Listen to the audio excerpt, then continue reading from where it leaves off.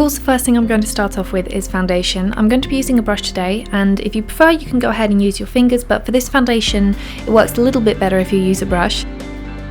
Once everything's blended out, I'm going to go and fill in my brows, and I'm going to be doing them a little bit harsher than what I normally do, especially on the top of my brows. I'm going to try and avoid filling them in at the bottom. I just want to brush them out and then take some eyeshadow, and then I'm going to run that along the top of the brows and make sure that they're really sharply defined.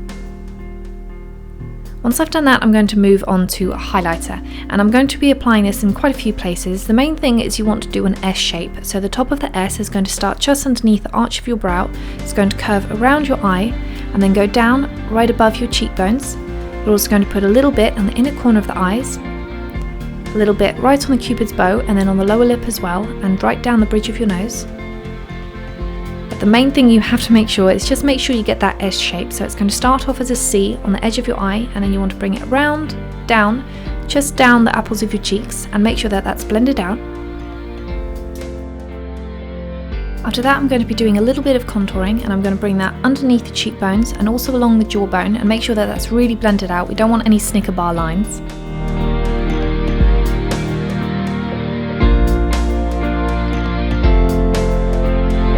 I'm also going to take that exact same shade and just put it underneath the start of the brows and between the eye and the eyebrow, and blend that out.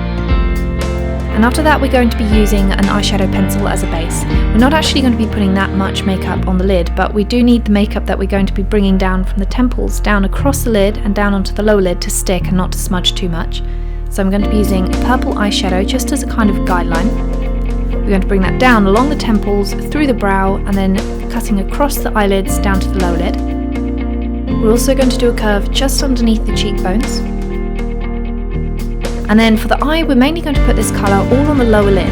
So you want to do a wing, but it's going to be aiming downwards rather than up towards the very edge of your eyebrows. So you're going to blend that out and bring that as close to the lashes as possible. And we're also going to line that colour as close to the lashes as possible on the upper lid.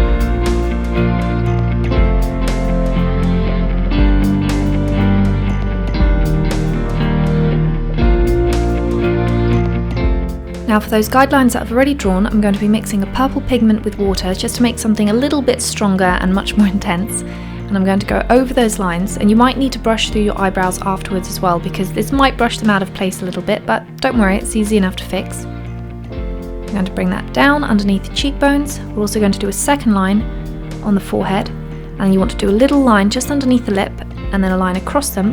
And then we're going to do a bit of a torque shape around the neck, 2 lines right underneath it.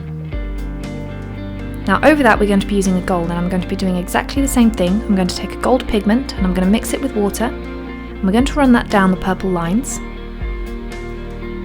And especially on the neck, we're going to do one more line just above the purple one. So really load that brush up and then bring it down around and make sure that it points. For the eyes, I'm going to be putting some slightly feathery lashes, and then with whatever's left on my brush, I'm going to apply that on the inner corners of the eye and then just underneath that purple line. Finish off with some black eyeliner, and that's it, you're done!